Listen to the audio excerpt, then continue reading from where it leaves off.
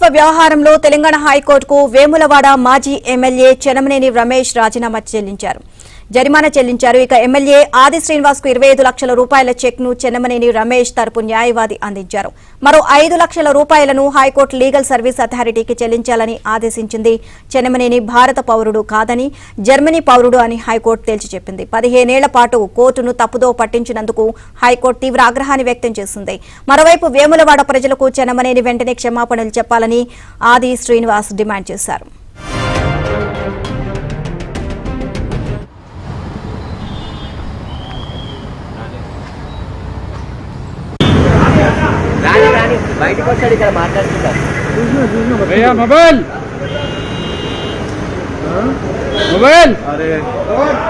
మొదటి నుంచి చెప్తున్నా అతను భారతదేశ పౌరుడు కాదని, అది నేడు నిజమైందన్న మాట సందర్భంగా చెప్తూ, అసలు ప్రపంచంలో ఆ దేశ పౌరుడు కాని వ్యక్తి ఒక చట్టసభల్లో 15 ఏళ్ళు ఉన్నాడు. బహుశా ఇది తెలంగాణలోనే కావచ్చు అన్నమాట సందర్భం చెప్తూ, అతను తప్పుడు పద్ధతుల్లో తప్పుడు అఫిడవిట్ రూపంలో భారతదేశ పౌరసత్వం పొందిందని చెప్పని అతను ఓవైపు జర్మనీ పాస్పోర్ట్ మీద ట్రావెల్ చేస్తూ, ఓవైపు ఇండియన్ ఆరిజిన్ అని చెప్పి పిఐఓ కార్డు మీద ప్రయాణం చేస్తూ నేను భారతీయుని అనేవాడు, నేను ముమ్మాటికి భారతీయుని అనేవాడు.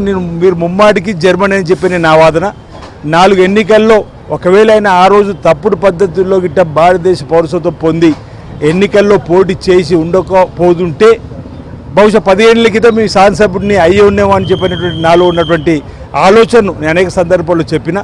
ఈనాటికి మా ప్రాంత ప్రజలకు ఆయన యొక్క ఆలోచన విధానం, ఆయన నిజస్వరూపం తేలింది. నేను ఇప్పటికే ఆయనకు చెప్పిన, వేములో నియోజకవర్గ ప్రజలకు క్షేమపడి చెప్పాలని చెప్పాడు. తప్పుడు పద్ధతులు ఈ రోజైతే 25 లక్షలు డీడీ చెల్లించిందంటే ఆయన ఈ తీర్పును ఒప్పుకున్నట్టే. కాబట్టి ఇప్పటికైనా వేరే నియోజకవర్గ ప్రజలకు నేను పొరపాటు చేసినని చెప్పని, తప్పైందని చెప్పని, ఒప్పుకోవాలని చెప్పని నేను మీ ద్వారా వారికి సూచన చేస్తూ ఉన్నా.